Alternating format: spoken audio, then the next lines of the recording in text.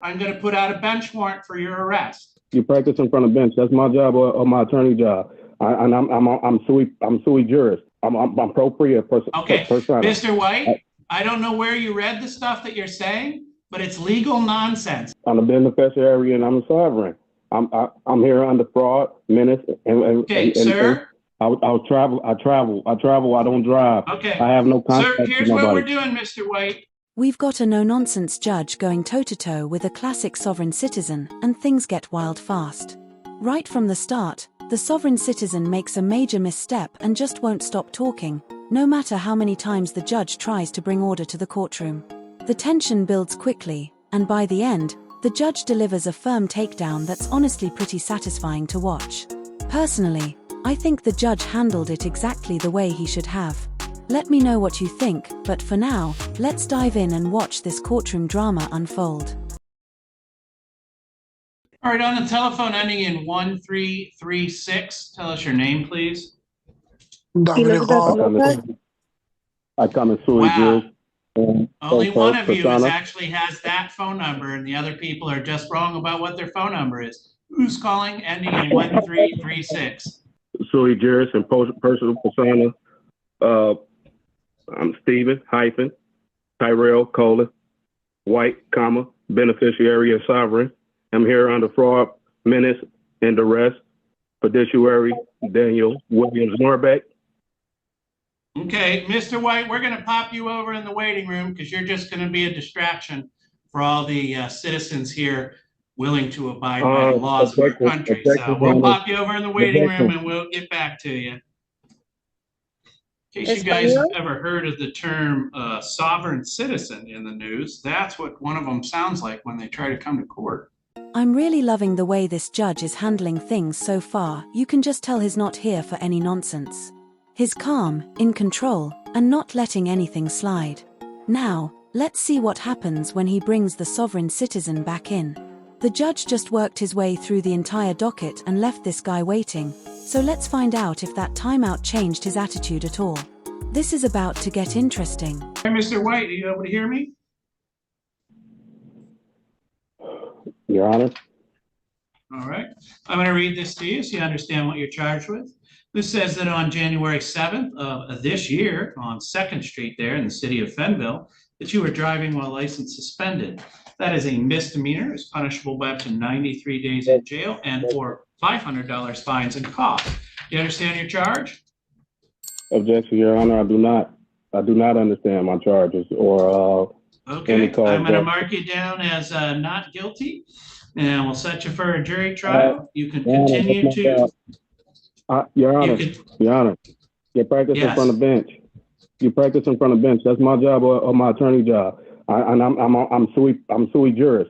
I'm propria person. Okay, Mr. White, I don't know where you read the stuff that you're saying, but it's legal nonsense. It means nothing in a court of law.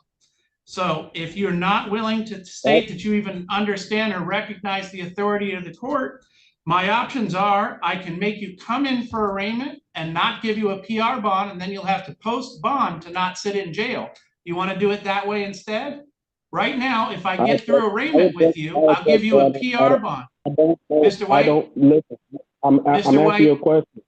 What's the question, sir? I'm not arguing with you, Your Honor. I just want you to hear me. Okay, but I don't want to listen for 20 minutes. Go ahead and ask your one question, and we'll start there and see if it's a real question. Am I on the record? Yes. It's not going to take 20 minutes, Your Honor. I give you my word. Well, you said you have a question, sir. What's the question you want to ask? Is this criminal or is it civil? This is criminal, sir. It's punishable by up to 93 days in jail and or $500 fines and costs. Hey, if it's criminal, can I ask to dismiss the charge? That was 2 questions. Buddy, pick a struggle. And no, you cannot get this case dismissed, you absolute genius. Do you even know how trials work? Because newsflash, you're not in one yet. This is literally just a hearing, and my guy is already out here tossing around legal terms like he's some kind of courtroom prodigy. Spoiler alert, he is not.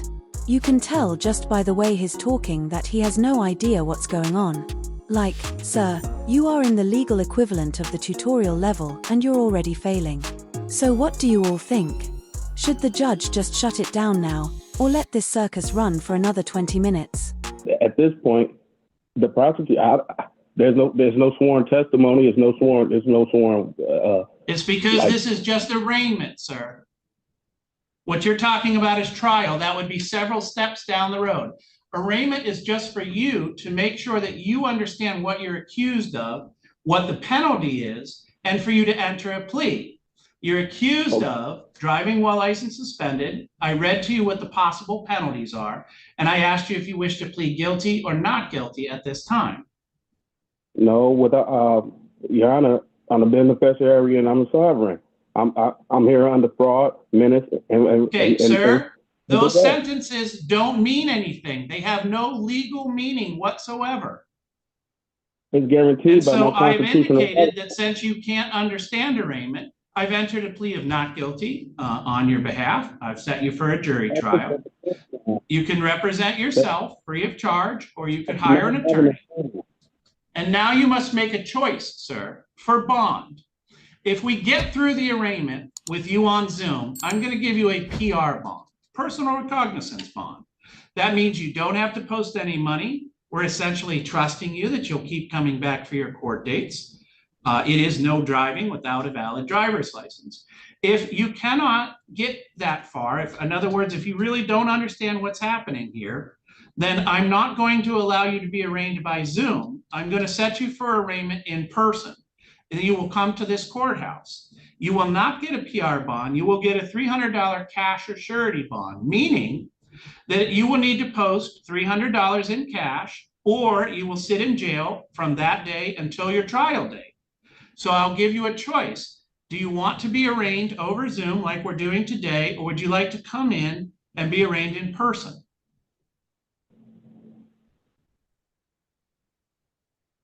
Well, I object to all this, Your Honor, because at this point, I don't even understand the charges.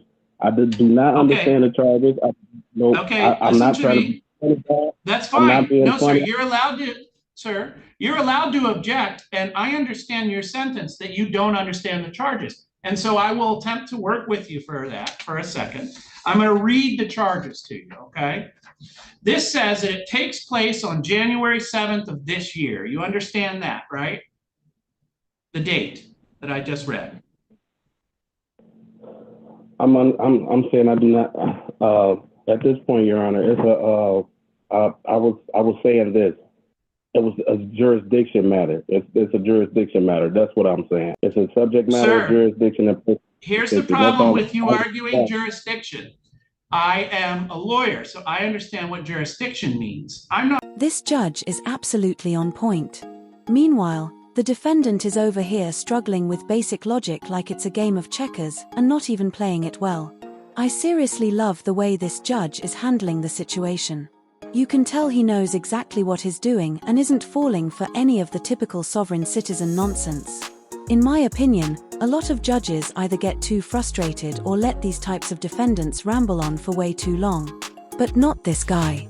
He's shutting it down while staying completely professional. His calm demeanor shows real confidence and control. If you've ever seen Judge Oakley, he tends to yell at defendants, which, sure, can be entertaining, but I really appreciate how this judge keeps it cool and collected. It makes his authority even more effective. I know some of you in the comments might think he's being too harsh, but I personally think he's handling it perfectly.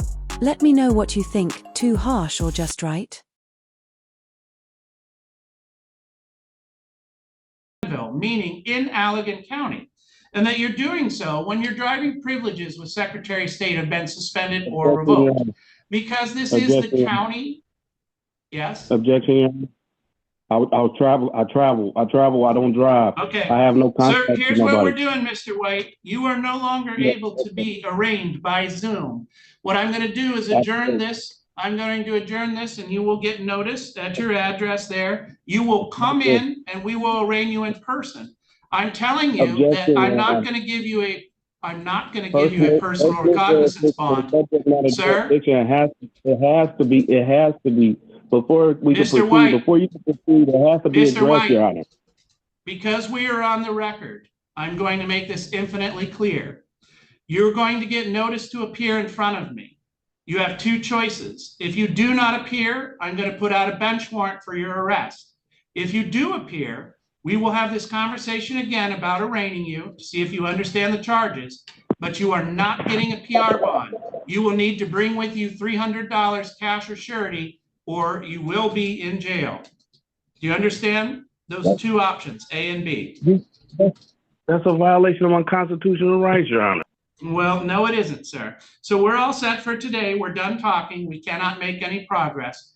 You will be asked to come in person for arraignment. You can either choose to come in for arraignment or you can choose to not be here. If you choose to not be here, a warrant will be entered for your arrest. And if you do choose to be here, make sure you bring that $300 because you're not getting a personal recognizance bond. But we are done with this hearing. I'm going to go ahead and release you. Thank you. When's my date for court? Man, these sovereign citizens really don't listen. The judge literally just said he was going to send the court date in the mail, and yet this guy still acts confused. I guarantee he was way too busy trying to memorize his little script instead of actually paying attention. This isn't a school presentation. Sticking to a script doesn't help when the judge is clearly telling you what's going on. If he had just listened, he probably could have ended this whole thing by pleading guilty, paying a fine, or maybe even taking a few classes. But nope, he chose to be difficult and now might end up spending a few nights in jail. Not exactly the smartest move, but hey, it's a sovereign citizen, so what do you really expect?